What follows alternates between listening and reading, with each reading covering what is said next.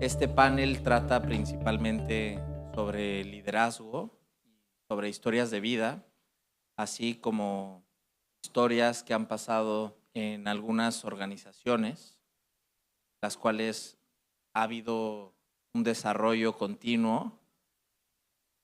Y para empezar, me gustaría que cada uno de los participantes se vayan expresando y vayan dando su mensaje de introducción. Me gustaría empezar por Michelle. Bueno, muchísimas gracias. De verdad que honrada por poder participar aquí con personas influyentes y, por supuesto, tomadores de decisiones en diferentes escenarios. Mi nombre es Michelle Ortiz, soy abogada, política y empresaria. Soy diputada ante el Parlamento Centroamericano y presidenta también de la Asociación Dominicana de Mujeres Empresarias. Y como, bueno, tú bien dices, en cada escenario buscando influenciar, poder dejar un legado y trabajando para que siempre haya más inclusión en cualquier escenario que nosotros podamos hacer. Creo que justamente este evento y parte de lo que nosotros estamos aquí realizando es eso, aportando nuestro granito de arena para trabajar para que la democracia en nuestros países sea más integracionista y que, por supuesto, todo lo que nosotros hagamos el día de mañana cuando haya otra persona también sienta que nosotros no solamente somos referentes, sino que también nos hemos convertido en personas que han creado historias para que otros también sigan avanzando en todos nuestros pueblos. Pues muchas gracias, Michelle. Muchas gracias, Mauricio, a Javier Cremades y a los ilustres panelistas que nos acompañan hoy. Es un auténtico privilegio poder estar aquí en un foro tan importante como este y tal y como se ha repetido en innumerables ocasiones a lo largo de estos días. Es un privilegio poder estar en Santo Domingo, que se consolida como la capital mundial del derecho. La verdad que estamos aprendiendo mucho. La sesión con la jueza Sotomayor ha sido una auténtica inspiración. Y la verdad es que el tema, cuando hablamos de inspiración, hablamos de historias de vida, hablamos de personas que están impactando, el tema no podía ser más relevante. Cuando Mauricio me planteó la posibilidad de hablar sobre globalización, liderazgo y derecho, creo que son tres patas muy importantes a la hora de abordar los desafíos que estamos afrontando como sociedades. Antes decía la jueza Sotomayor que no es necesario que todo el mundo sea abogado, pero sí que es imprescindible que todo el mundo conozca la importancia del derecho y la relevancia que tiene en sus vidas. Pues para nosotros como internacionalistas creo que las relaciones internacionales y lo que ocurre a nivel global debería ser también un requisito imprescindible para que todos entendamos qué es lo que nos está ocurriendo, especialmente a las nuevas generaciones. Yo soy presidente del Global Youth Leadership Forum, que es un foro global de diálogo intergeneracional de referente a nivel internacional en el cual líderes jóvenes debaten con figuras globales sobre los principales retos de agenda global. Cumplimos 10 años en este 2025 y venimos trabajando de una manera muy importante precisamente para tratar de destacar, para tratar de poner sobre la mesa los retos que vivimos a nivel global, ser conscientes de ese impacto que las transformaciones que vivimos están teniendo para nuestras sociedades y, sobre todo, aprender a manejarnos. Hablamos sobre derechos, sobre reglas de juego, sobre Estado de Derecho. Es importantísimo que en un contexto de creciente incertidumbre como el que estamos viviendo en estos momentos, los jóvenes tengan las herramientas adecuadas para poder dar respuesta a los desafíos que afrontan. Trabajamos con gente tanto del sector público como del sector privado, pero creo que esta regla rige para ambos. Estoy viendo varios jóvenes también en esta sala y yo creo que en primer lugar sería el primer mensaje que me gustaría poder transmitirles, poder trasladarles, y es la importancia de entender lo que ocurre a nuestro alrededor, tener la misión, el liderazgo, el compromiso para sacar adelante las iniciativas y luego conocer perfectamente las reglas de juego, el marco normativo en el que nos desempeñaremos. Yo no sé si esta es la fase inicial y luego empieza el turno de preguntas y respuestas, ¿sí? Entonces voy a terminar con la intervención porque digo, igual me estoy viniendo arriba. Simplemente si hablamos sobre desafíos, sobre Estado de Derecho y sobre liderazgo, muy importante entender el contexto en el que nos estamos manejando. Nosotros abordaremos precisamente este año en la 10ª edición del foro y hablaremos sobre Deglobalization and Corporate Diplomacy, The New International Order, y creo que estamos inmersos en un momento a nivel internacional de enormes transformaciones, de grandes reajustes de lo que ha sido el sistema multilateral a lo largo de los últimos años, el sistema de comercio internacional, y por eso para mí es tan importante estar rodeado de personalidades que están trascendiendo, que están transformando nuestras realidades y que están teniendo un liderazgo tremendo. Creo que ese sería el mensaje principal para las nuevas generaciones, que tengan liderazgo, que tengan compromiso, que tengan misión, pero sobre todo que el Estado de Derecho y que los marcos normativos que nos regulen estén muy presentes en todas las decisiones. Así que muchísimas gracias y un auténtico privilegio estar en este inicio de sesión. Por favor, William. 1, 2, 3. Hello. Oye, qué honor, qué placer y privilegio estar con ustedes aquí en la República Dominicana. Yo vengo de Puerto Rico, país hermano de ustedes. Yo recuerdo cuando chiquito había un merengue muy famoso que decía: a mí me llaman el negrito del batey. Para mí el trabajo es un enemigo. El trabajar se lo dejo todo al buey, porque ese asunto lo hizo Dios como castigo. ¿Ah? Pero en la vida real de nosotros tenemos que ser activistas, tenemos que trabajar constantemente para hacer cambios en nuestra comunidad. Yo represento lo que es la responsabilidad social en los Estados Unidos. Yo soy el último sobreviviente de las Torres Gemelas de la ciudad de Nueva York. El último hombre en salir. Yo rescaté cientos y cientos de vidas. Yo tenía la única llave maestra que se usó para rescatar a las personas. Yo era simplemente un trabajo bien honrado. Yo era el barrendero de las torres, de las escaleras de las Torres Gemelas. El único que conocía ese día todo el complejo y que lideró a los bomberos en el rescate de toda esta gente. Y es importante, muchas gracias. Muchas gracias. Y es importante ahora más que nunca mi visita a este lindo país, porque a 26 días de lo que pasó en el Jet Set, hay necesidad de básicamente ayudar a aquellos afectados, víctimas y sobrevivientes a que tengan pues la ayuda necesaria en un momento tan horrible de lo que estamos viviendo en el país a partir de ese desastre. Muchas gracias. Por favor. Vaya trampa presentarse después de William. cualquier cosa que uno puede decir se va a quedar en a la altura de los zapatos. Bueno, como quiera estoy aquí. Y yo soy Moisés Sánchez y me gustaría que esta charla fuera sobre todo dirigida y podemos obligarnos a dejar un poquito de tiempo para que haya un poquito de discusión a los estudiantes. Veo bastantes cintas verdes por ahí, asumo que son los que son estudiantes, porque hace no demasiado, yo soy abogado, nadie es perfecto, es el mejor lugar para decirlo seguramente. Soy abogado por la Universidad de Barcelona, por eso cuando has dicho antes lo de merengue me ha asustado un poquito porque pensaba que era del Madrid y eso, pero no, está bien, es por la música. Y también tengo Juris Doctor por la Universidad de Puerto Rico, en Río Piedras, con lo cual también el Caribe es parte de mi vida y sin duda me ha marcado muchísimo. Quiero decirlo a los estudiantes porque ahora estáis ahí viéndonos a nosotros y os puede parecer que como ya tenemos canas y podemos contar cosas que parecen interesantes, las hemos previsto desde el principio y nada que ver. Como se dice en España, ni puñetera idea de lo que íbamos a ser cuando estábamos sentados como vosotros allá ahora, escuchando a gente que aparentemente lo sabe todo, tiene cierta seguridad de cómo ha ido su vida.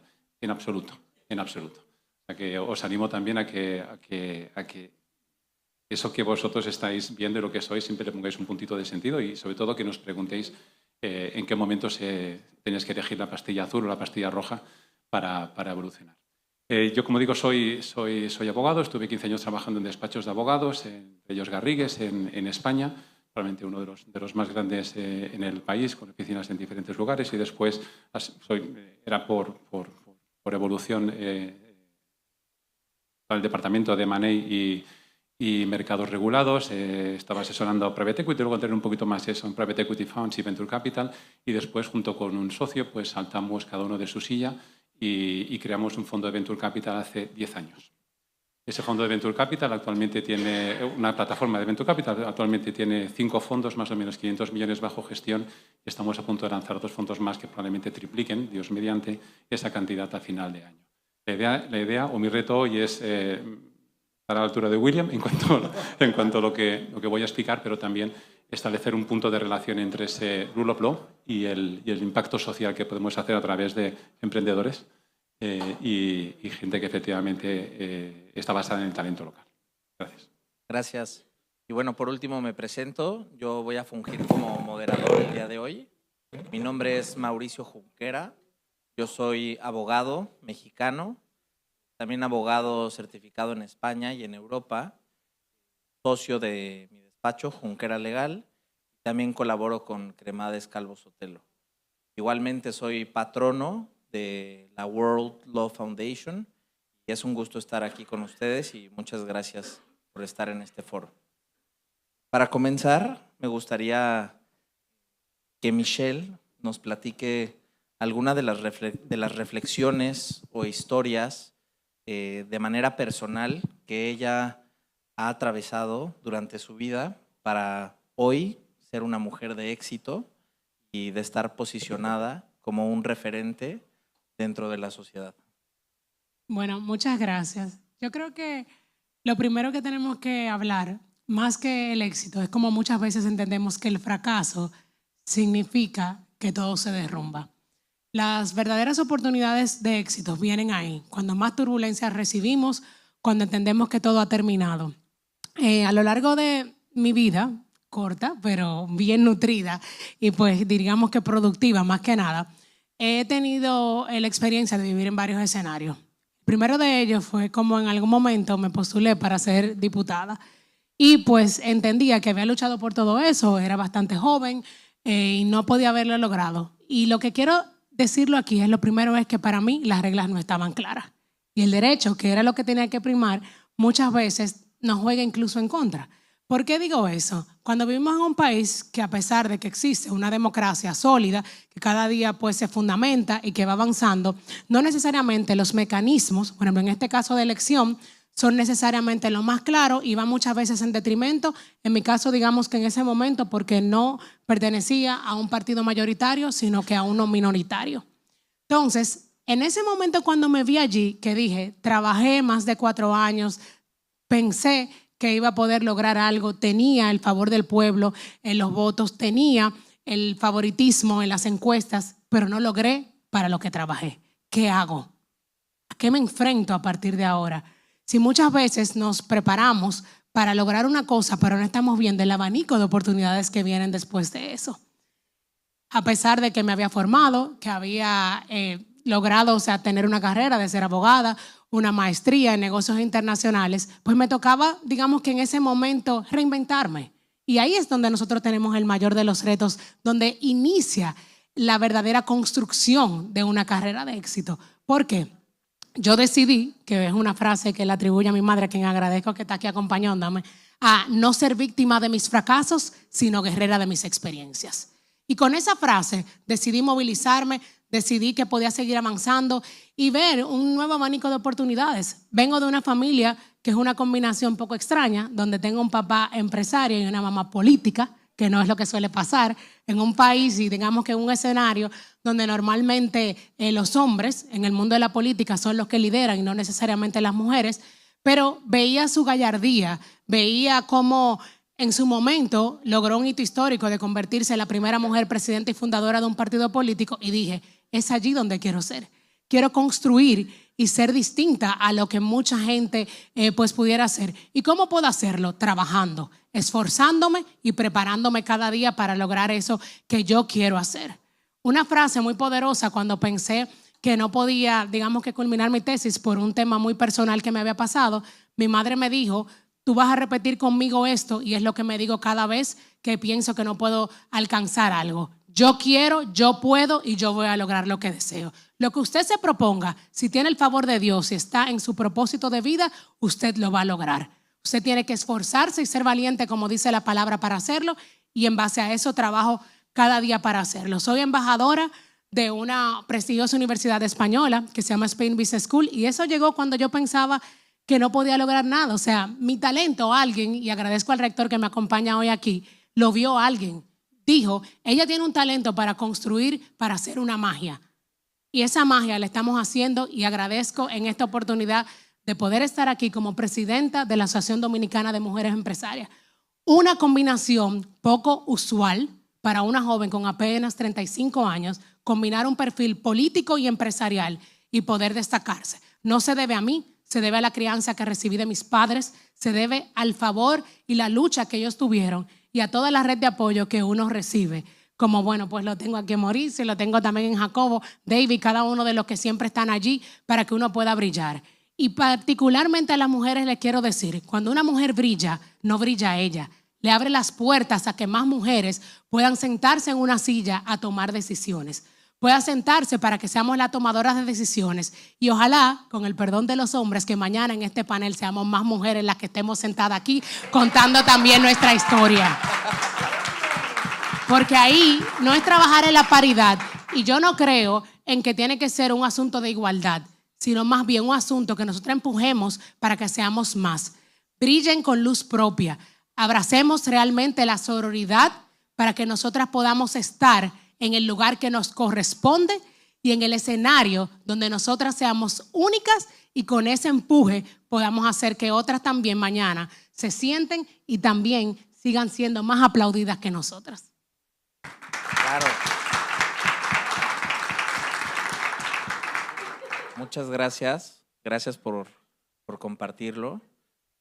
Me gustaría que Jacobo, quien es un gran amigo, además de un gran y exitoso ser humano, nos platique un poco. Él lidera una organización mundial de liderazgo juvenil. Entonces, me gustaría que nos platicaras, Jacobo, cómo fue que inicias con la Global Youth Leadership Forum y qué se ha vivido en estos 10 años de hacer el evento y el foro juvenil más importante del mundo, y a qué personalidades has podido alcanzar y lograr obtener para que vayan a los foros y puedan compartir historias de vida con los jóvenes. Muchísimas gracias, Mau. Yo encantadísimo.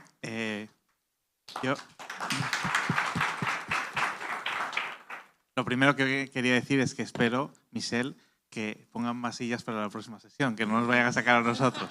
Yo espero que estoy 100% de acuerdo en que evidentemente tenemos que seguir trabajando en ese ámbito de la paridad y tratar de impulsarnos, tratar de apoyarnos como lo has hecho tú conmigo, como hemos tratado de hacer siempre.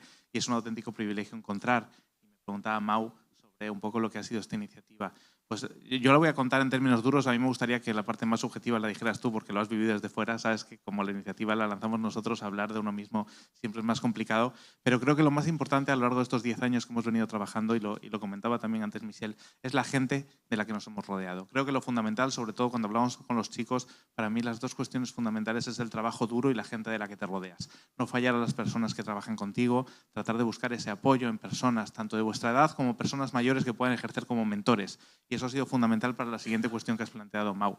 El Global Youth Leadership Forum, como sabes, surgió hace 10 años. Yo fui delegado del Gobierno de España en el G20 y terminando pues, con un grupo de personas que veníamos trabajando en el ámbito internacional, lo que planteábamos era precisamente la necesidad de mirar a futuro. No solo estar en el corto plazo, en resolver los problemas del día a día, sino entender que estábamos en un momento de profundas transformaciones y resultaba capital tratar de entender no solo el impacto de la globalización, sino también las transformaciones derivadas de la revolución tecnológica, de la revolución digital y cómo todo eso iba a transformar no solo nuestras realidades, sino el modo en el que gobernantes y gobernados se relacionaban, el modo en el que las empresas iban a operar a nivel internacional, se iban a relacionar también con las propias administraciones, con los propios gobiernos. Y empezamos a trabajar en esa línea entendiendo la importancia de la colaboración. En primer lugar, con una perspectiva intergeneracional, porque veíamos que había un anclaje generacional muy importante. Los liderazgos que había en aquella época, hace ya una década, pues llevaban mucho tiempo en el poder y parecía difícil que permearan nuevas generaciones. Vimos que el diagnóstico ha sido acertado porque si analizamos a nivel internacional lo que han sido presidentes o ministros a lo largo de la última década, vemos pues, cómo han emergido líderes como Daniel Noboa, que fue alumno nuestro en el foro y acabó siendo presidente, Sebastián Kurz. O sea, hay muchos casos de Emmanuel Macron en Francia, hay muchos casos de políticos jóvenes que han llegado rápidamente a la presidencia y yo creo que era fruto precisamente de eso, ¿no? De que había un colapso generacional muy importante y ha permeado nuevas generaciones. Ese modo de permear generacionalmente, yo creo que la mejor manera de afrontarlo, como decíamos antes, es con esa perspectiva intergeneracional. Creo que es fundamental que vosotros, como líderes jóvenes, y digo líderes porque estáis hoy aquí en un foro de referencia internacional, en un foro donde están los juristas más prestigiosos del mundo, y vosotros sois estudiantes, con lo cual, en primer lugar, quiero pedir un aplauso muy importante para todos vosotros por estar hoy aquí. Y así empiezan las historias.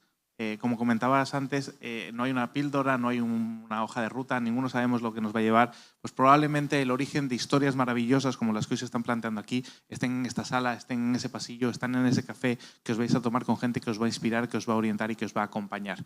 Entonces, Las personalidades que hemos impactado, la verdad que pues hemos tenido la suerte de que han sido tremendamente generosas. Hemos tenido presidentes de gobierno, jefes de Estado, Su Majestad el Rey de España, presidentes de las principales compañías a nivel mundial, académicos de referencia. O sea, creo que más que alardear de la gente que ha venido al foro, es momento de agradecer la generosidad de todas aquellas personas que han venido, que han impactado, que han acompañado a todos los jóvenes que han pasado por nuestra organización, que han sido ya más de 1.500 y que de verdad han hecho la diferencia. Yo creo que tú podrás contarlo más desde dentro, como joven que viniste siendo joven y has ido consolidando un liderazgo espectacular que te ha llevado a ser una referencia en el mundo del derecho, además de un gran amigo, y que me has honrado con la presencia de poder acompañarte hoy aquí. Yo creo que seguiremos trabajando. Este año, como sabes, es nuestra 10ª edición, una edición muy especial en la que precisamente vamos a conjugar mucha de la gente que vino jovencita y que hoy ya tienen responsabilidades muy importantes de gobierno, otra gente joven, y os invito a postularos para poder participar con nosotros. Será en el mes de octubre en el Palacio de la Magdalena de Santander y estoy convencido de que va a ser una verdadera fiesta y espero poder contar con vuestra participación.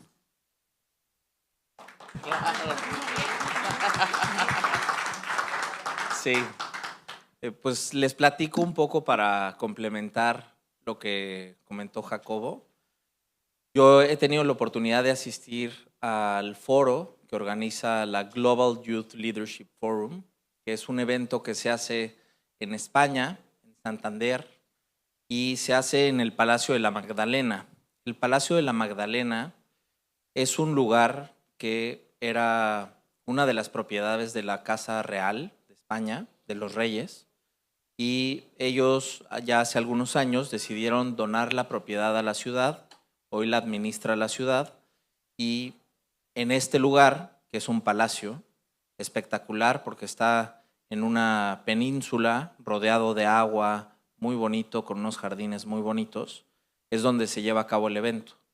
Es un evento muy bonito en el cual los jóvenes, van alrededor de 150, 200 jóvenes, busca ser un foro pequeño, pero de mucho nivel. Es un evento donde van alrededor de, yo creo que más de 50 nacionalidades y de diferentes continentes, de América, de España, de Asia, de Oceanía, prácticamente de todo el mundo. Y se tiene la oportunidad como asistente, como joven, de conversar con banqueros, con jefes de Estado. Estuvo, me parece que fue hace 2 ediciones el Rey de España. Este año va a ser la 10ª edición, que se busca que sea una edición potente, muy importante, donde tengan figuras relevantes. Y lo que me gusta mucho de este foro que preside Jacobo es que es un evento donde van jóvenes, pero también los ponentes, que son los conferencistas, es gente muy relevante de distintos sectores. Está desde la parte política, empresarial. Recuerdo que también estuvo Ana Botín, que es la presidenta y dueña de Banco Santander, que es un banco mundial, uno de los bancos españoles más importantes en todo el mundo. La parte deportiva también se complementa mucho. Han ido algunas personas de la FIFA, etcétera. Entonces, es un evento muy completo donde les recomiendo que al terminar esta plática se acerquen con Jacobo o con Gina si están interesados en asistir o si conocen a alguien, tal vez tienen algún primo, algún sobrino, algún hijo, etcétera, que podría estar interesado porque la verdad vale mucho la pena. Van jóvenes de todo el mundo y las figuras son realmente de liderazgo en todos los sectores y se tiene la oportunidad de platicar con ellos, de escucharlos, de vivir sus historias desde una manera muy humana y también se tiene la oportunidad de que una vez que terminan las conferencias, poder platicar con estas personas de una manera como si fuera un amigo, un tío, etcétera, y poder pedir algunos consejos o recomendaciones. Entonces, la verdad vale mucho la pena y es un gran evento. Muchísimas gracias, Mau. Yo estaba seguro que lo iba a contar él mucho mejor porque yo lo veo siempre desde la vorágine y desde el conflicto y el acelere de organizar el evento, pero sí me gustaría hacer 2 comentarios relacionados con lo que has comentado. En primer lugar es esa aproximación. Nosotros, como bien comentaba Mau, traemos gente pues, de altísimo nivel, pero también los líderes jóvenes, que yo siempre les he dado muchísima importancia, para mí son tan relevantes como las figuras globales que pueden venir. Y para mí una norma fundamental desde que lo comenzamos era, una vez somos muy rígidos o tratamos de ser muy rígidos en el proceso de selección, pero una vez que la gente es aceptada, no hacemos rangos, no diferenciamos. O sea, un chico puede ser un excelente líder social, otro puede ser diputado, otro puede ser ministro. Nosotros no vamos a hacer diferencias una vez dentro del Palacio de la Magdalena. Ya va a depender dentro de la capacidad de cada uno el cómo se relacione con esas personalidades, con esas figuras. Y en segundo lugar, estar muy abiertos. Yo la recomendación más importante que os puedo dar como jóvenes que os veo aquí es estad muy abiertos a todo y no prejuzguéis. Si algo me ha enseñado a mí el Global Youth Leadership Forum es precisamente tratar, como bien decía Mau, con culturas de todo el mundo, con personas que tienen puntos de vista completamente diferentes porque sus realidades de origen son también completamente diferentes, pero en el fondo todos buscamos lo mismo. Todos buscamos tratar de implementar las respuestas adecuadas para los problemas o las situaciones que estamos viviendo en este momento. Tal y como comentaba Mau, este año, que es nuestra 10ª edición, pues desde los últimos 4 o 5 años teníamos peticiones de diversos gobiernos para poder organizar con ellos actividades sectoriales o incluso poder trasladar el foro. Evidentemente el foro no lo trasladamos, su sede está en España, es donde surgió, y el Palacio de la Magdalena, como comentábamos, pues creemos que es el lugar adecuado para poder tener este impacto global. Pero sí que hemos ido avanzando a lo largo del año pasado. Comenzamos ya en Chile con la Presidencia de la República y con la CEPAL, y este año vamos a abrir varios eventos sectoriales en Marruecos, en Costa Rica dentro de un mes, en México acabamos de celebrar en el Senado de la República otro, en Qatar, en China. Entonces, para nosotros sí es muy importante, no sé si lo he dicho ya, pero antes comentaba la jueza la importancia que tenía precisamente el tener en cuenta, no ser abogado, pero sí tener en cuenta la incidencia o el impacto que tiene el derecho en todas nuestras vidas. Pues para mí el tema internacional es exactamente lo mismo. Me parece fundamental que los líderes, ya sean del sector público, sector privado, académico o incluso los ciudadanos, cada uno en su día a día, entiendan el impacto y la trascendencia que tiene lo que está ocurriendo en otras regiones y en la medida de lo posible pues tratar de paliar o tratar de acompañar los problemas que se generan a nivel internacional. Así que seguiremos trabajando en esta línea, contamos con todos vosotros y esperemos que en octubre podamos celebrar una gran fiesta en Santander y, por supuesto, todos los que no nos conozcan y quieran acudir pues estarán más que bien recibidos. Muchísimas gracias por todo. Gracias.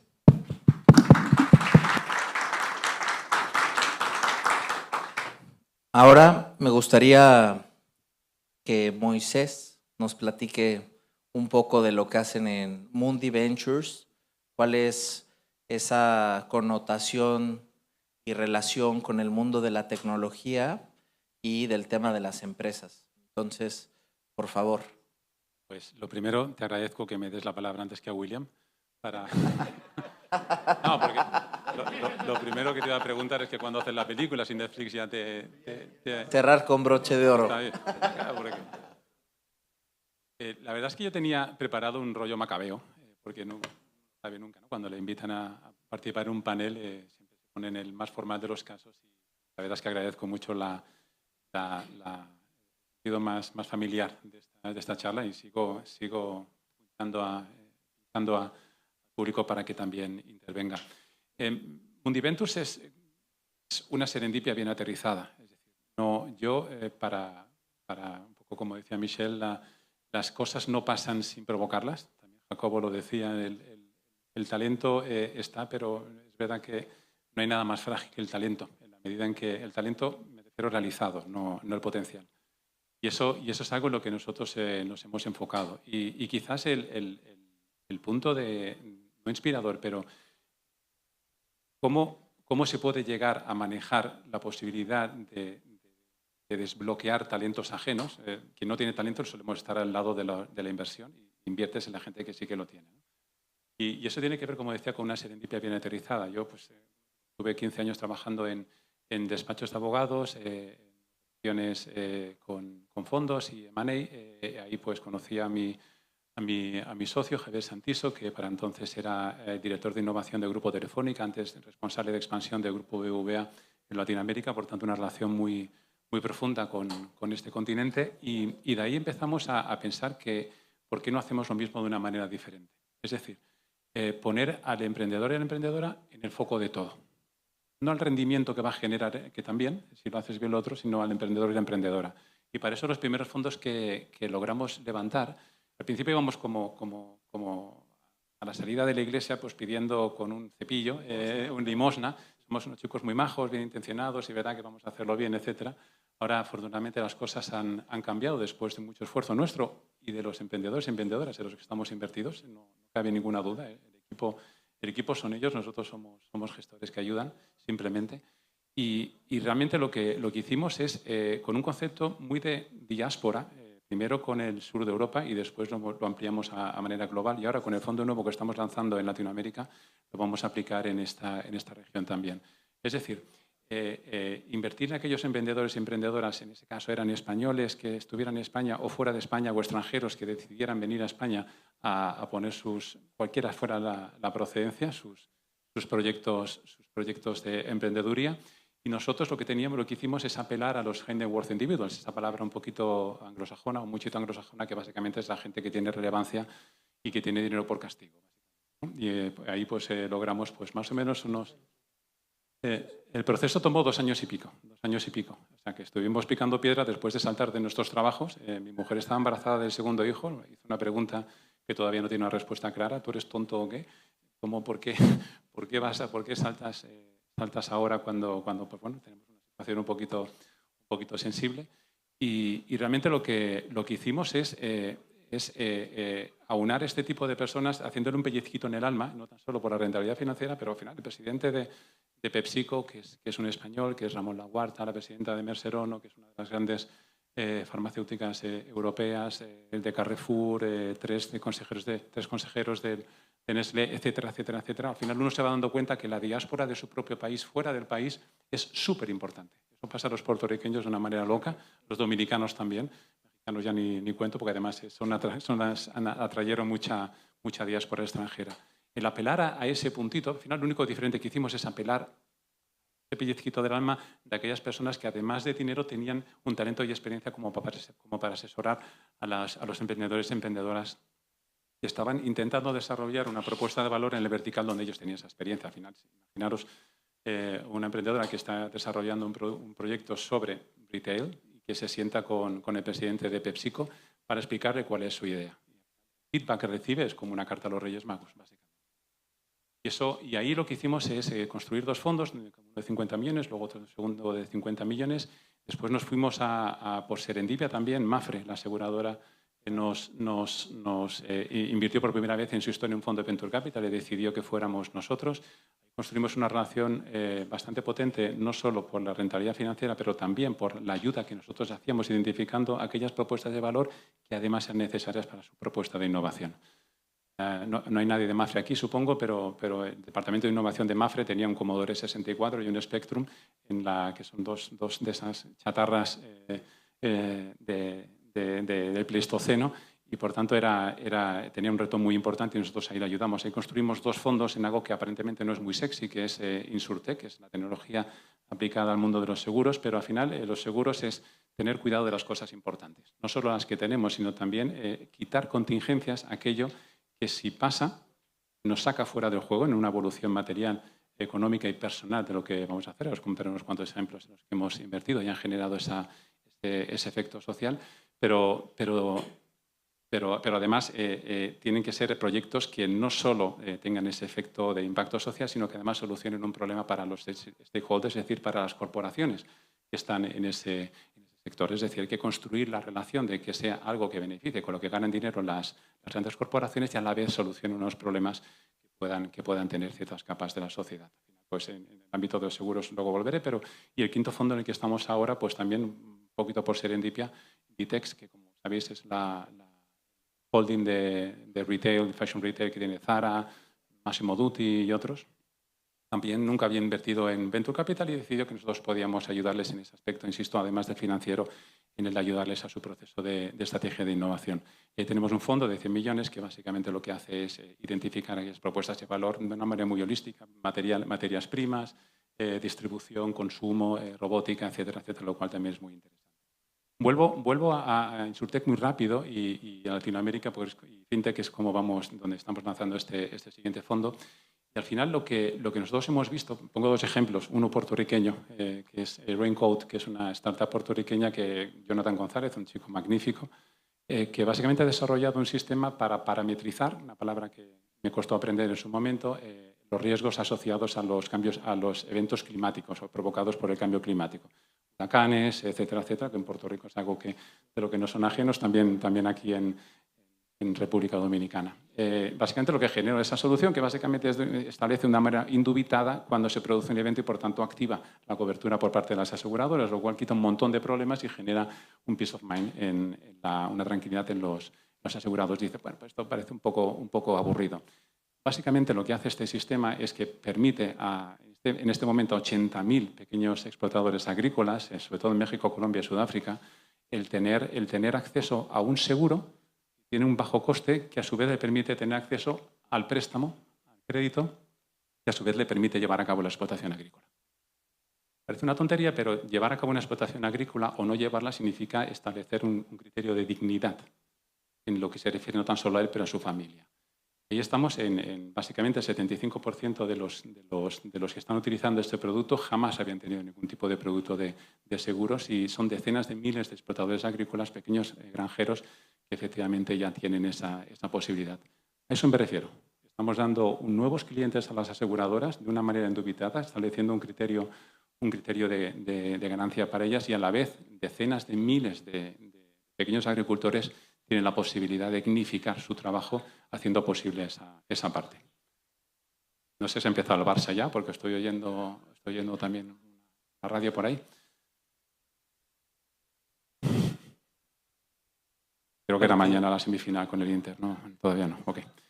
Y otro ejemplo es Sami. Sami es una startup brasileña donde ha creado un producto de healthcare, de protección de salud privado. Al final, ya sabéis, más o menos en Latinoamérica existe un problema con la salud pública y eso hace que básicamente el 80% de la población queda absolutamente fuera de esa cobertura en términos reales y efectivos y realmente pues, un 70% de esa población que queda fuera no tiene ninguna capacidad de poder pagar un seguro de salud privado en los términos en los que están actualmente establecidos. Pues la creación por parte de los emprendedores locales, y con esto ya acabo, y muy relacionado con lo que dice Michel, de empoderarlos, y también lo que dice Jacobo, de empoderarlos y sacarlos, lo que ha hecho estos chicos en Brasil es crear un producto de salud que básicamente cuesta unos 70 o 65 euros mensual y que tiene actualmente 45.000 clientes. 45.000 clientes, también el 70% de los cuales jamás habían tenido una cobertura de salud.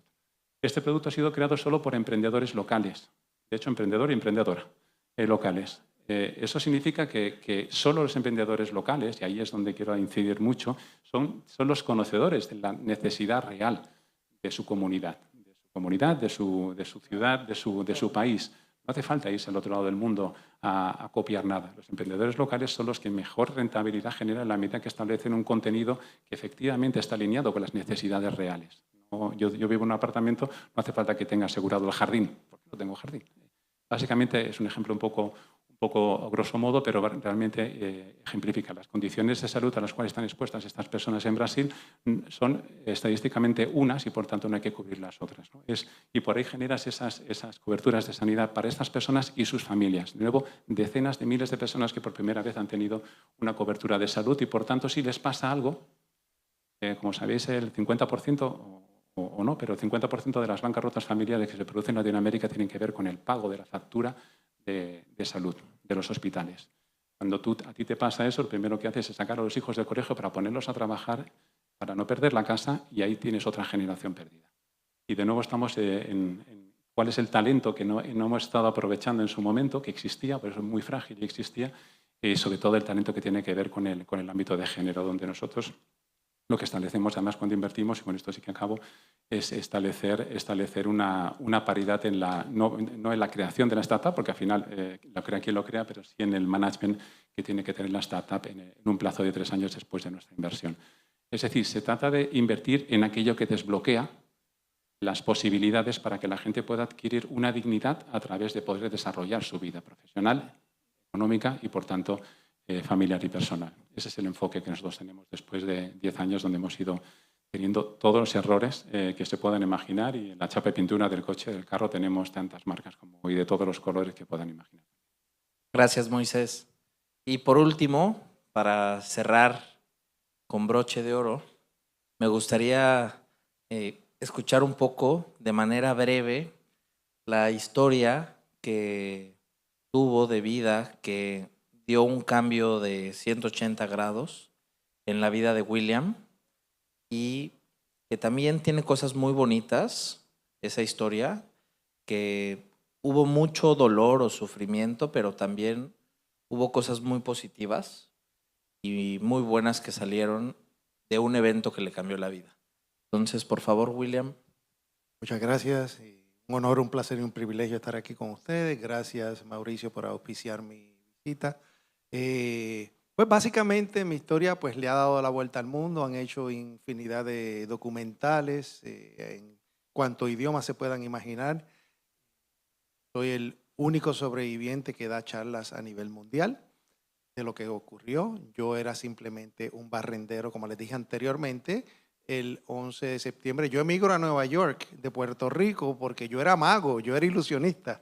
Y yo dije, yo voy a los Estados Unidos, voy a estar como mago presentándome en cualquier lado, porque la isla se me hizo tan pequeña, pero cuando llego a los Estados Unidos, a Nueva York, había muchos magos. Entonces tuve que buscar un trabajo porque Nueva York es carísimo.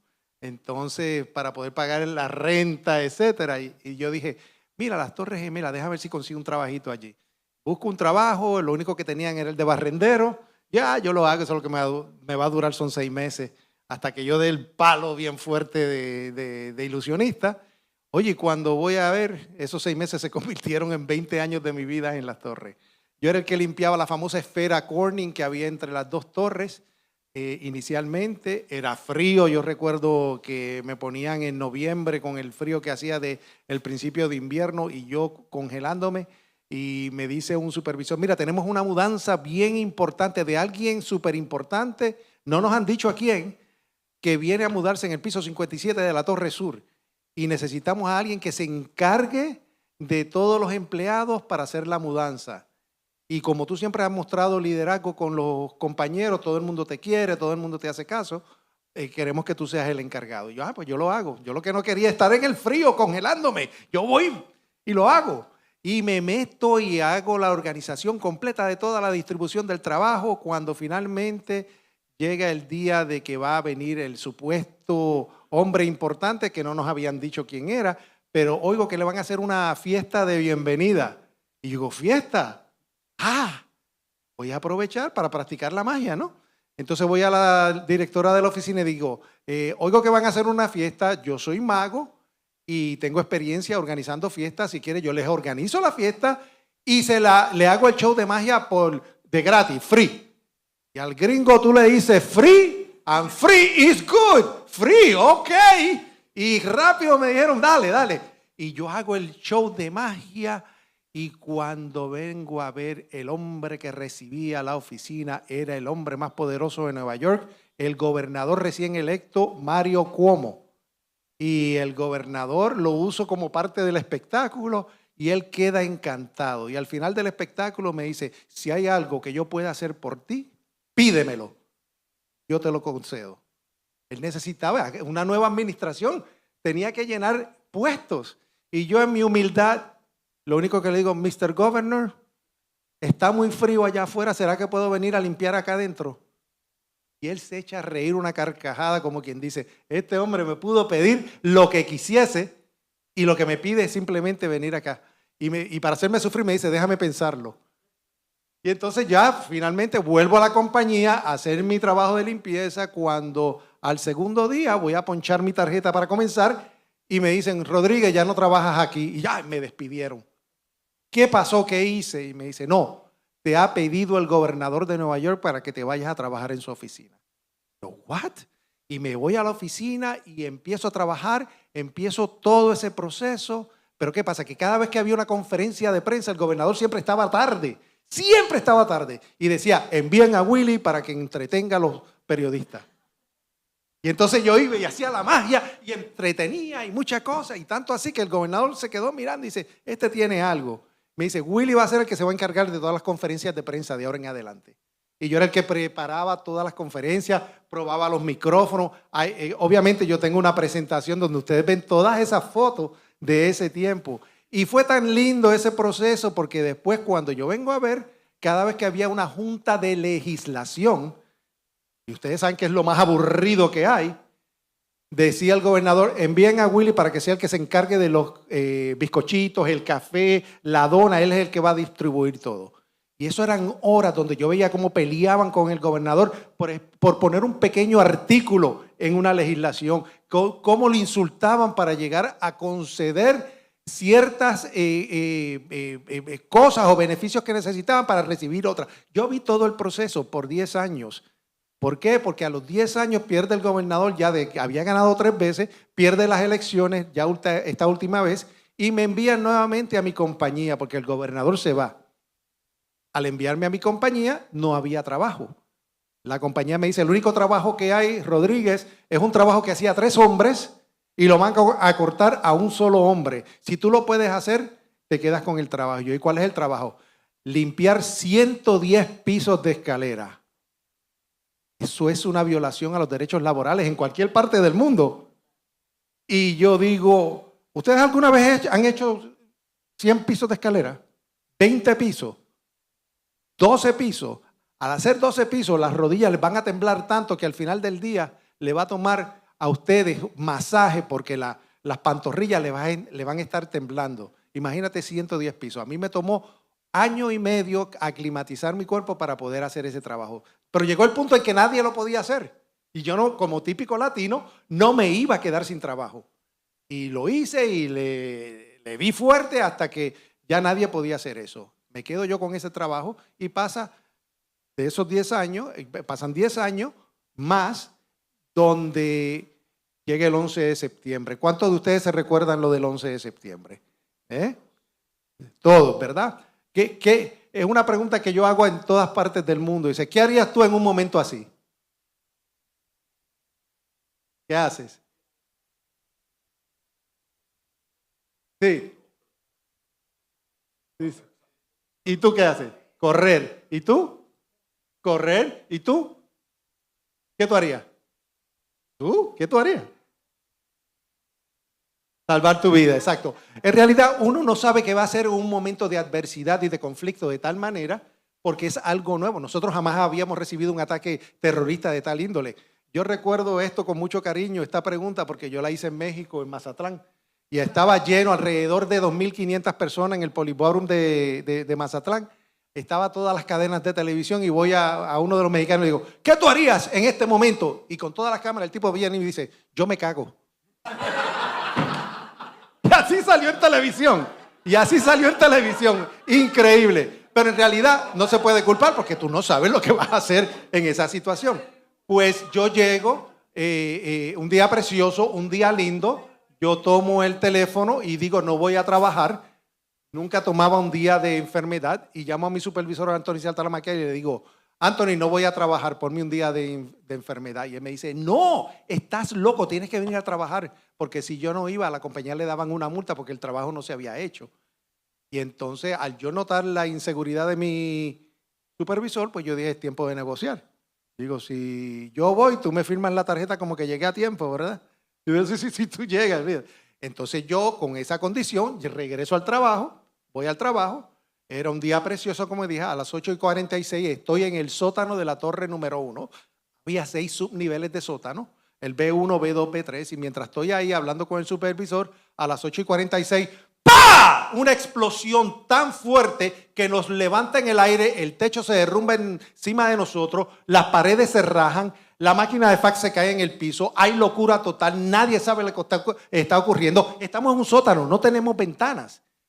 Todo el mundo gritando desesperado y lo primero que yo digo, Dios mío, es un generador que ha explotado en el cuarto de máquina debajo de nosotros porque nos levantó en el aire. Y cuando lo voy a verbalizar de 6 a 7 segundos, oigo, ¡pah! De nuevo en la parte de arriba del edificio y el edificio se sacude tanto, nuevamente las paredes se agrietan y por el pasillo viene un hombre negro de Honduras llamado Felipe David, al cual yo no conocía, gritando, explosión, explosión, explosión, manos extendidas y lo que parecía ser tela cubriéndole las puntas de los dedos. Amigos, cuando él se acerca, todo el mundo empieza a gritar en horror. Empezamos a llorar porque el hombre se había quemado el 33% de su cuerpo y lo que le colgaba de la punta de los dedos era su piel, se le había arrancado de debajo de las axilas hasta la punta de los dedos en los dos brazos. Y cuando yo digo, ¿qué pasó? ¿Qué pasó? Y él mira la cara, todo esto le colgaba. Y yo digo, Dios mío, ayúdeme. Nadie quería tocar el hombre porque esto fue en el 2001. No sé si recordarás en el 2001 aquella campaña que teníamos contra el SIDA, de no tocar a nadie con sangre. Nadie lo quería tocar al pobre hombre. Y yo tomo toallas y empiezo porque era una compañía de limpieza, comienzo a vendarlo. Y mientras lo estoy vendando, le digo, no te preocupes, voy a llamar a la unidad de servicio médico. Y cuando tomo el teléfono, ¡pah! Otra explosión. Y ahí es que yo digo, no, tenemos que salir, todo el mundo está gritando. Y comienzo a liderar la salida de toda la gente.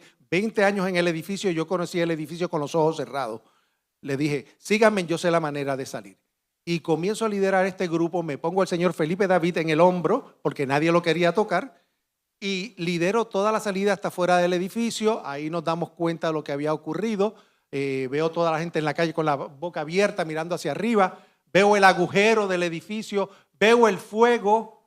Veo el humo que cubre la antena de la Torre Norte. Y al yo no ver la antena, yo digo, Dios mío, la gente de Windows, me refería a gente de Windows of the World, que era el restaurante que se encontraba en el último piso de las torres. Y ahí me doy cuenta que estoy vivo de milagro. Porque yo todos los días llegaba a las 8 de la mañana y me iba a trabajar al último piso para limpiar las escaleras de arriba hacia abajo. Y cuando no veo eso, yo siempre iba a Windows of the World porque me daban el desayuno gratis. Usted sabe que en el hispano le dan algo gratis y va a estar a tiempo, ¿verdad? Yo siempre estaba con mi bandejita ahí a las 8 de la mañana esperando mi desayuno. Y cuando veo eso, yo digo, mi gente está atrapada. Y empiezo a gritar, tenemos que volver. Nadie quería volver, absolutamente nadie. Ya se habían salvado, obviamente. Y yo digo, no, yo tengo que regresar. Tomo el radio de seguridad de uno de los agentes de seguridad que había fuera del edificio y empiezo a correr. Y cuando empiezo a correr hacia adentro, veo escombros cayendo del agujero, que después me entero que no eran escombros, que era la gente que se estaba tirando, se estaba suicidando. Y entonces, y esos eran unos sonidos cuando caían y explotaban, un cuerpo cayendo 90 y pico de pisos, explosivo cuando daba contra el concreto. Y yo oigo eso, pero no sabía. Regreso, me meto dentro, voy a la Torre Sur. A la Torre Sur teníamos la oficina de emergencia para dejarle saber que tenía un hombre herido fuera, al señor Felipe David, y cuando estoy ahí dando con el radio, no había nadie. Esa oficina que se supone que estuviese administrada las 24 horas del día, no había nadie. Y ahí me encuentro con un compañero de trabajo y lo saco, le digo, te tienes que ir, él no había oído nada. Me encuentro una señora que era la agente de seguridad del Hotel Marriott, entre las dos torres estaba el Hotel Marriott. Y ella estaba temblando en un atril y era la que lo firmaba cuando ellos entraban. Y yo le digo, ¿qué usted hace aquí? Y me dijo algo que me cambió la vida para siempre. Me dijo, lo he oído todo, pero no me puedo ir. Y yo le digo, ¿por qué? Porque soy una trabajadora nueva y no quiero que me despidan. ¿Usted cree eso? Es que nuevamente estamos en el sótano, no sabemos lo que está ocurriendo. Yo tenía ya más información porque había salido y había entrado, ella no. Y yo la agarro a esa señora, la saco por el área de rescate que yo saqué a las demás personas, el área de carga y descarga, la llevo fuera. ¿Y qué hago? Regreso y empiezan a gritar, don't go back, don't go back. Y al americano tú le hablas inglés, como que le estás mentando en la madre. Porque yo empiezo, no, yo tengo que volver porque mis amigos están atrapados y tengo que regresar. Y ellos decían, what did he say? What did he say? Entonces tratan de buscar, en lo que están tratando de traducir, ya yo me metí. Y me meto y nuevamente voy esta vez a la Torre Norte. Hay dos personas atrapadas en el ascensor en el piso B2. Se oían los gritos y yo no sabía qué hacer. Y yo digo, ¿cuántas personas hay ahí? Me dice, habemos 2 personas, porque ellos oyeron esta explosión, se metieron dentro del ascensor para escapar. El ascensor perdió electricidad y se quedó atascada entre el sótano 2 y el sótano 3. Entonces yo busqué un pedazo de metal, abrí las puertas abrían así, y cuando miro, ellos están gritando, nos vamos a ahogar, nos vamos a ahogar. Y yo digo, ¿pero cómo se van a ahogar? Y era que todos los rociadores contra incendio se activaron en los pisos de arriba y el agua estaba cayendo por ese ducto central y estaban encapsulados. Y entonces, no sé si ustedes han visto un ascensor de carga y descarga, que no es como de pasajeros, es como una jaula. Y todo el agua estaba cayendo y tú podías verlos adentro. Y yo digo, Dios mío, yo era la persona más agnóstica, yo no creía ni en la luz eléctrica. Y en ese momento yo digo, Dios mío, ayúdame. Pero con un fervor y una devoción que yo nunca no lo creía. Dios mío, ayúdame.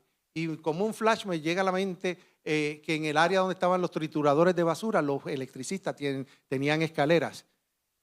Entonces yo voy y consigo una escalera, la tiro, me meto, la más larga de todas, saco a estas dos personas, el señor Salvatore Gianbanco y un señor que fue a hacer un envío de un sobre y se dio con el peor ataque terrorista. Lo saco, lo llevo fuera del edificio. ¿Y qué hago? Regreso y todo el mundo gritando, no, ya este tipo está loco.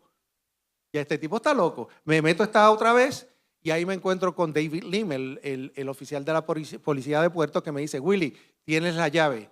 Porque la policía sabía que en el World Trade Center, amigos, habían solamente 5 llaves maestras. Escuchen esto, 5 llaves maestras. Las personas que tenían las primeras 4 eran los jefes de mis jefes, entrenados en el proceso de evacuación, primeros auxilios, administración de desastre.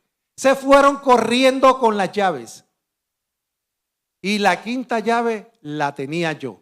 ¿Y por qué yo tenía la llave? Porque en el 96 me resbalé por las escaleras y demandé a la autoridad de Puerto por un radio y por una llave por una emergencia.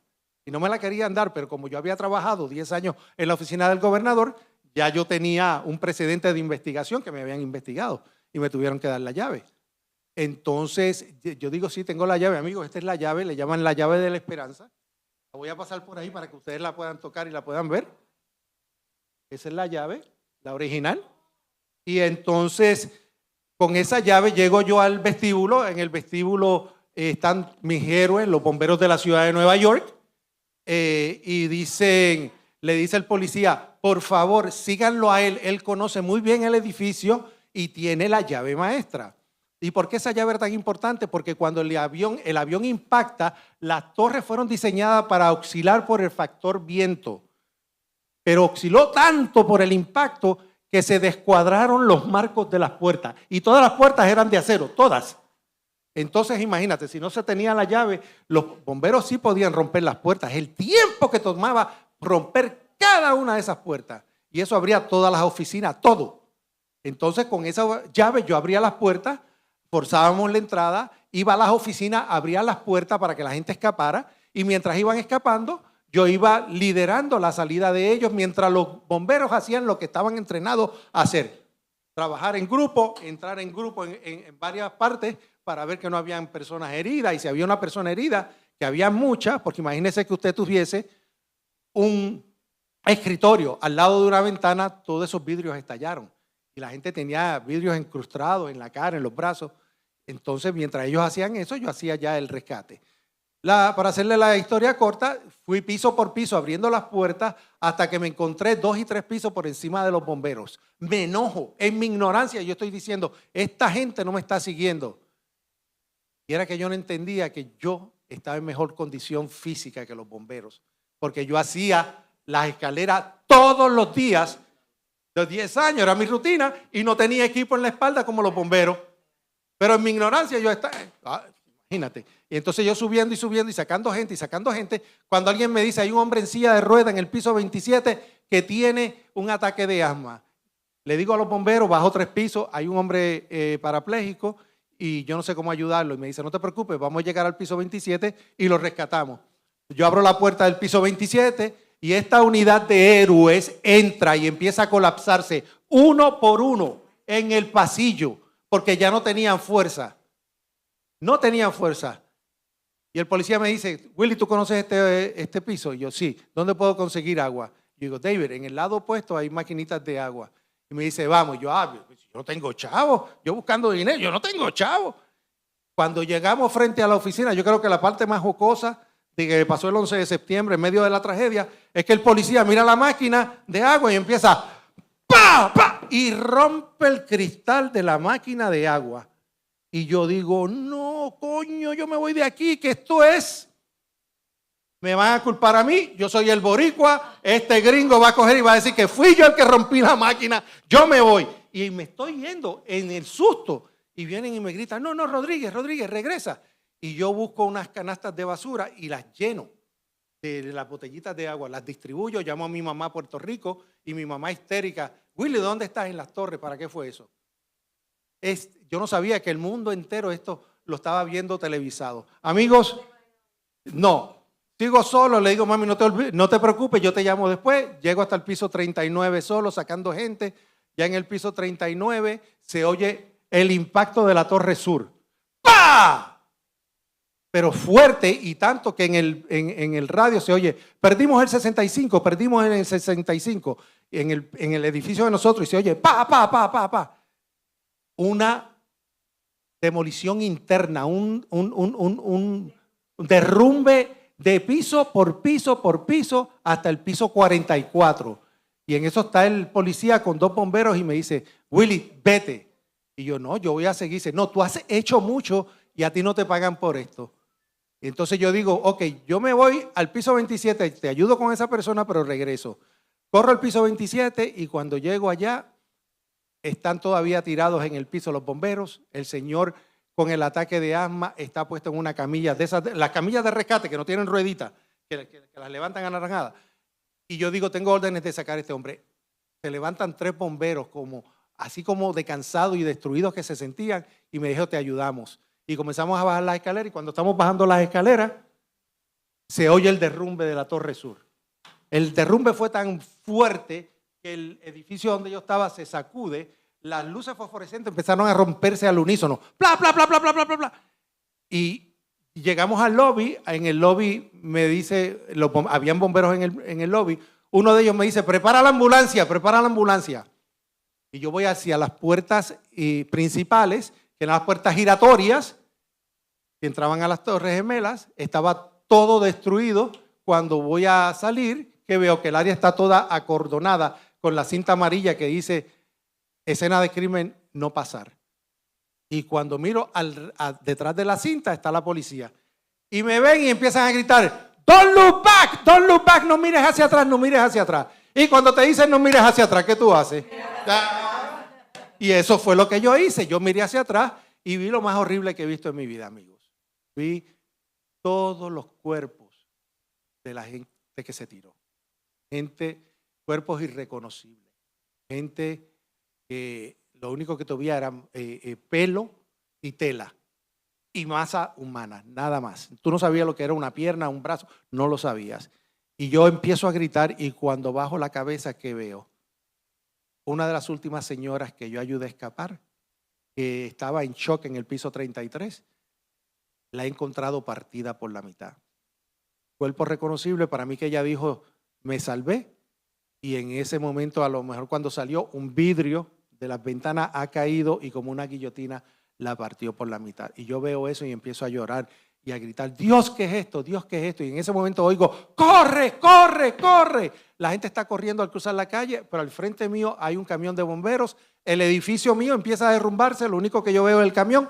Me tiro debajo del camión y el World Trade Center empieza a derrumbarse encima de mí. Pa, pa, pa, pa. Quedo atrapado bajo los escombros y lo único que yo digo es, Dios mío, no le des a mi madre el ver mi cuerpo destruido como lo que vi segundos antes. Que mi mamá pueda reconocer mi cuerpo y me pueda enterrar. Era mi preocupación. Y era como que yo tenía una línea directa al cielo, porque yo termino de decir eso y para todo, y entra esta nube de polvo, que ustedes recuerdan aquella nube que cubrió todo Manhattan, y me cubre por todo debajo del camión. Tuve una suerte de que estoy atrapado vivo. Hay 2 canales de televisión, CNN y Globovisión de Brasil, que están filmando y dice, The Last Man Out, el último hombre en salir fue en esa área. Ahí fue que comenzó la labor de rescate. Me sacan de los escombros después de varias horas, alrededor de 4 horas, cuando me rescatan. El milagro más grande, no tengo un hueso roto. Todo el mundo alrededor mío murió aplastado y el único que sobrevivió fui yo. Es un milagro, un milagro. Y ustedes conocen los medios americanos, que los medios americanos rápido me llaman y me dicen, tienes 3 segundos para ir al aire con tu historia en vivo. Ahora. Me ponen el micrófono. Óyeme. Y yo no sabía, yo dije lo que pasó, 1, 2, 3, y eso le dio la vuelta al mundo entero, le dio la vuelta. Y entonces me convertí automáticamente en la imagen del desastre. Y comienzo yo, pues obviamente, a seguir buscando. Hay una foto donde saco a un bombero de debajo de los escombros, halo las botas y me he quedado con el pie dentro de una de las botas. Y el tipo estaba vivo. Y cuando lo rescatamos y lo llevamos a a la ambulancia, él muere en la ambulancia. Pero o sea, hay todo esto lo pueden buscar en el internet, es disponible, los reencuentros que se hicieron. Pero ya finalmente, para conclusión, eso me dio a mí la motivación, disposición y entusiasmo, porque nadie estaba ayudando a las víctimas. Entonces, ¿qué yo hago? Yo hago una conferencia de prensa igualito a lo que yo había aprendido en la oficina del gobernador, porque eso es que todo lo que uno aprende es importante. Todo lo que uno hace en su vida tiene un valor. Porque cuando terminé la conferencia de prensa, los medios dijeron, ¿y este quién es? Dice, este es el que sacaron de los escombros. Dice, ¿cómo? Y al americano le encantó esa historia e impulsaron lo que yo estaba haciendo. Y yo, la conferencia de prensa era porque no le estaban dando ayuda a los hispanos, a la comunidad latina que tantos perecieron en ese evento, no le estaban dando la atención. Entonces no entendían la idiosincrasia de lo que es ser latino. Nosotros, cuando estamos en un país, ayudamos a nuestros padres, a nuestros hermanos, a nuestras tías si tenemos que ayudarlas, a nuestros sobrinos si lo tenemos que ayudar. Al americano el núcleo familiar es tu esposo y tus hijos nada más. Y ellos no entendían eso de nosotros. Entonces yo empecé a pelear. ¿Y qué hago? Cuando no nos están haciendo caso, pues yo digo, déjame escribir un proyecto de ley. Lo que aprendí como barrendero en la oficina del gobernador. Lo escribo y se lo paso a Hillary Clinton, la senadora, porque tú necesitas un sponsor. Y al hacerlo, lo ponen en la legislatura y pasa. Entonces yo, pues escribí otra vez, escribo otro y pasó también. Y yo, déjame hacer uno de compensación federal, a ver si esto pasa. Pues a nivel nacional. Lo pongo y ahí se crea el Fondo de Compensación Federal, el 9/11 Compensation Fund.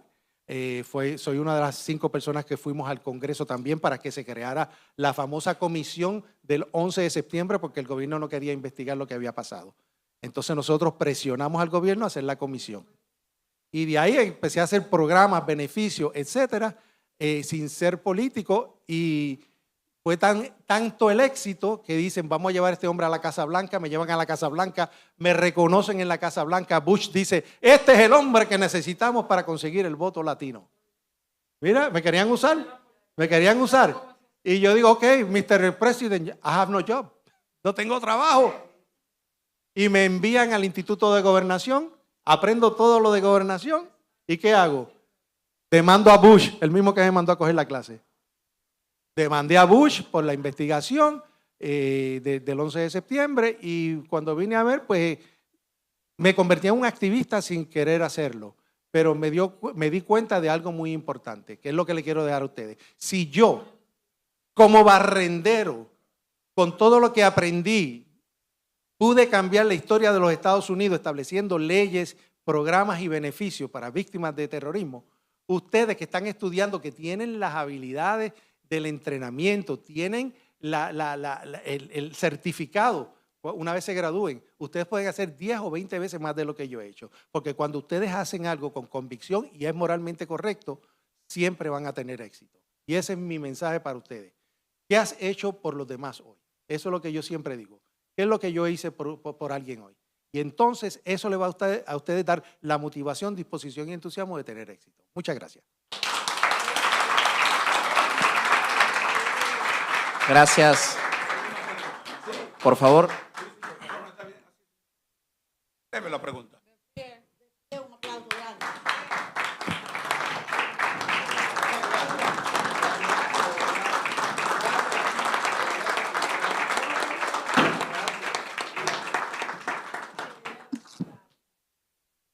¿Qué tiempo lo duró a usted ese entra y sale con los bomberos? ¿Qué tiempo duró aproximadamente? 102 minutos exactamente. 102 minutos de dolor, angustia, desesperación. Y mucha gente pregunta por qué yo hago esto. 24 años después del atentado, podemos decir de que primero yo recaudé alrededor de $122 millones para las víctimas. Y cuando fui a pedir ayuda me la negaron. De los mismos programas que yo hice. No lo hago por eso, no lo hago por fama, porque mi historia ya es historia viviente. Mi historia está en los libros, mi historia se han hecho alrededor de 47 especiales de televisión en diferentes idiomas.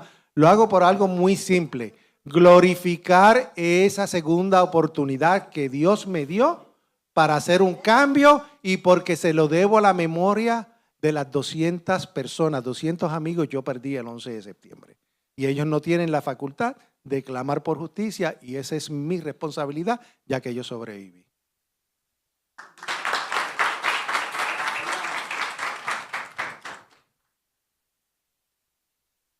Gracias. Mi nombre es Judith Félix, yo soy abogada especialista en Derecho Migratorio en el país y nos colocamos como la oficina número 1 ahora mismo en el país porque también estoy en los medios de comunicación y soy influencer en el área. 2 preguntas, una para ti y otra para ti. Primero la tuya. Recientemente nosotros pasamos por la tragedia más grande que pudo haber pasado en el país, en la historia del país completa, y yo lo catalogo como nuestro 9/11. Sí. Porque nunca había pasado algo así. Yo particularmente perdí a una persona muy importante en mi vida, mi primo, mi hermano, una gloria del béisbol, Octavio Dotel. Ah, sí. Y bueno, esto ha sido nefasto para la Claro. familia. En tu experiencia, él duró 10 horas vivo y la verdad es que yo sé que nuestros rescatistas hicieron lo que pudieron con lo que tenían, porque nosotros tenemos una deficiencia enorme en el país y es la falta de equipos. En tu experiencia, era un área de apenas 900 metros cuadrados, no podemos comparar, ¿verdad? Claro. Con lo del 9/11, pero nosotros no teníamos ni siquiera las grúas pinza, lo que teníamos en el país no hay. Claro. Apenas una y la mandaron tardísimo ya cuando la mayoría de personas había fallecido. Fallecieron muchas personas precisamente porque no se tenían los equipos. En tu experiencia, ¿qué podrías recomendar al Estado? ¿Cuáles equipos pudieran estar aquí presentes? Porque tuvimos hace 2 años, y digo, no nos bastó con el derrumbe de la avenida 27 de febrero, con el túnel, ¿verdad? Como para que nos sirviera de experiencia y no tener que estar lamentando 236 muertes en apenas 900 metros cuadrados, de las cuales el 40% fueron pues por la falta de respuesta rápida, no de los rescatistas, porque hicieron lo que pudieron con las manos, con lo que Claro, tenían, ¿verdad? claro. Que son nuestros héroes, los pobres, que también psicológicamente están bastante afectados por todo lo que pasó, por la impotencia, ¿verdad? De no poder hacer más. ¿Qué recomendarías tú? Número 1, la federalización de compañías. Hay una legislatura que tú puedes crear donde en medio de emergencia todas estas compañías de construcción grandes que son comerciales, tú federalizas el uso del equipo por emergencia. Eso es número 1, que mucha gente no quiere. No, ¿y quién me va a pagar el equipo? ¿Quién me va a pagar la rentada? Ya eso está establecido de antemano, una federalización de uso de equipo en términos de emergencia. Número 2, entrenamiento, nuevamente, entrenamiento. Lo que pasó con el 11 de septiembre es que tampoco nadie estaba entrenado para un ataque de esta índole. No creas que, aunque fueron 900 metros, nosotros éramos 16 acres, hectáreas de derrumbe que tuvo que ser limpiado. Y eso tomó 2 años la limpieza. Así que ustedes, con todo y esto, hicieron una labor gigantesca. Lo otro que yo debo recomendar, que es aparte de esto, de esta preparación, es la situación de los sobrevivientes. Sobrevivientes afectados y familiares tienen que ser tomados en cuenta. Nosotros tuvimos que pelear para que se creara un fondo de compensación donde se demanda directamente a las compañías o a las personas involucradas a que esto ocurriese, ¿no? Vemos que acá pasa lo mismo que pasa en muchos países, que hay muchas estructuras donde pues vamos a pagarle a este inspector para que no haga la inspección. No, nuevamente una comisión de inspección estructural a todos los edificios de la ciudad, donde de multas. Que está, lo que pasa es que no se hace. Pues, Pero exacto, está pero que dentro de los se den ministerios, unas ¿verdad? multas, pero grandísimas para que se corrija este tipo de cosas. Lo mismo que hacen en Puerto Rico. En Puerto Rico lo tienen de otra forma. Por ejemplo, el viejo San Juan está bien bonito porque allá hay un sistema de excepción contributiva a todos los que son dueños de lugares en el área histórica. Que si tú mantienes la fachada bonita, limpia, pintada, no tienes que pagar impuestos de propiedad. Entonces tienen que hacer lo mismo acá, pero aplicado a lo que es una emergencia. ¿Viste? Unas excepciones para eso. Nuevamente, lo de las víctimas, un sistema de compensación para que ellos estén preparados, que ocurra una situación así, ellos puedan tomar de ese fondo, porque usualmente lo que pasa es que las personas que estaban allá adentro eran cabezas de familia. ¿Y quién sostiene al hijo, a la hija, a la niña? Que fue una de las labores que nosotros hicimos, crear la beca que para sobrevivientes del 11 de septiembre, donde los niños pueden estudiar de gratis en cualquier universidad, porque no tienen su padre, ¿entiendes? O su madre. Son este tipo de cosas lo que ustedes tienen que hacer. Muchas gracias. Y para ti, recientemente, bueno, ahora el 20 de mayo se aprueba el nuevo reglamento de extranjería de la ley española y pues ahí tenemos la figura de la ley de emprendedor, ¿verdad? De los emprendedores. Uno de los requisitos principales para los extranjeros que deseen ir a emprender a España es que tengan un plan de negocio y tengan unos fondos de inversión, ¿verdad que sí? ¿Ustedes lo tienen contemplado? ¿Ustedes ayudan a ese extranjero con el plan de negocio? Aparte del seguro, que también lo exigen, que era lo que hablabas. ¿Qué tienen ustedes para ofrecerle a esos emprendedores extranjeros, que son muchos aquí en República Dominicana, déjame decirte, que quieren irse? Porque uno de los beneficios de esta residencia es que tú te vas, te dan la residencia durante 1 año, te haces una renovación, te la dan por 2 años y a los 2 años puedes aplicar a la nacionalidad, que es lo más atractivo, ¿verdad? De esto. ¿Y quién no quiere una nacionalidad española? Si es el segundo pasaporte más poderoso del mundo ahora mismo. Le lleva las millas al de Estados Unidos, que la gente cree que nada más es ese, pero no es así. Entonces, cuéntanos qué nos ofreces tú, qué nos ofrece tu empresa y cómo se puede canalizar para los extranjeros. Es una pregunta trampa. ¿Qué ofreces? ¿Qué ofreces, verdad? Nosotros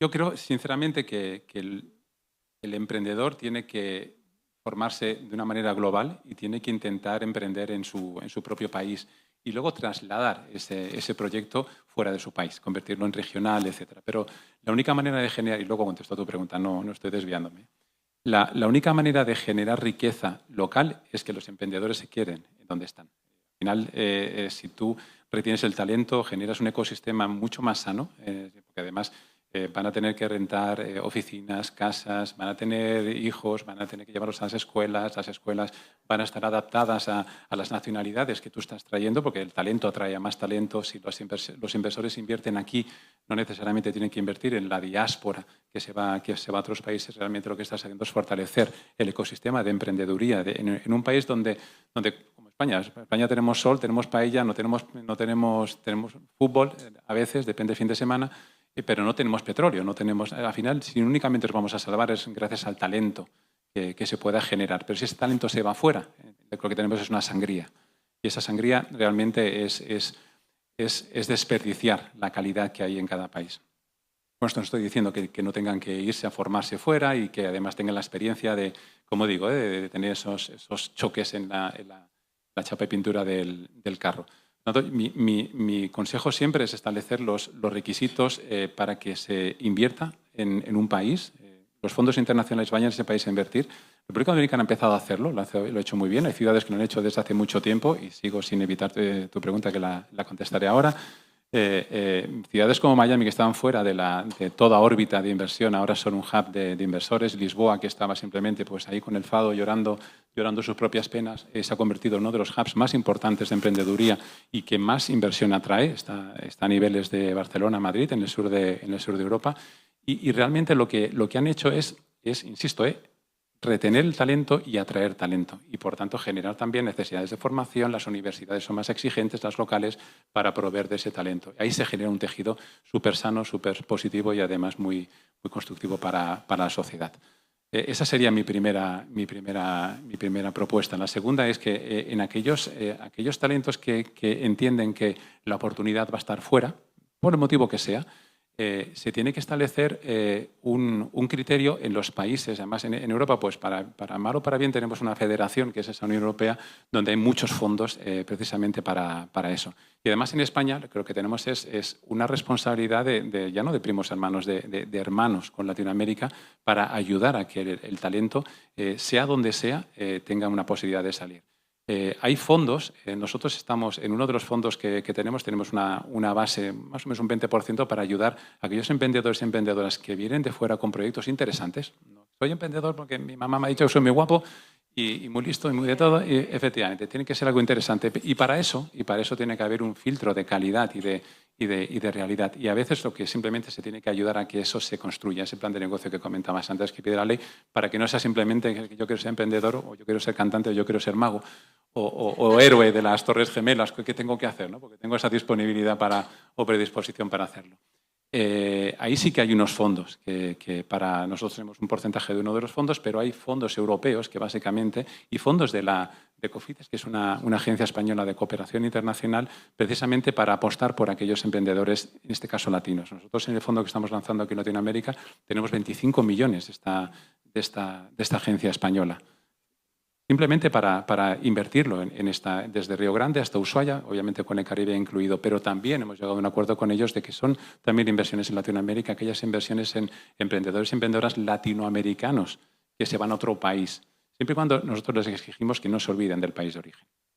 Porque si no, al final estamos creando otros ingleses, otros franceses, otros españoles, de esos ya hay demasiados. Yo creo que la diferencia está en la identidad, en la cultura, y ahí es donde realmente existe. Por tanto, sí, la cuestión está en que no vale cualquier vocación, sino que tiene que haber una realidad. Y a eso sí que tiene que ser serio, porque al final nosotros estamos poniendo el dinero de otros. Somos muy majos, generamos ganancias, pero al final nos van a pedir también cuentas, como a todo el mundo. O sea que encantado de ayudar ahí también para hacer un filtro sobre eso. Bueno, muchas gracias. Con esto damos fin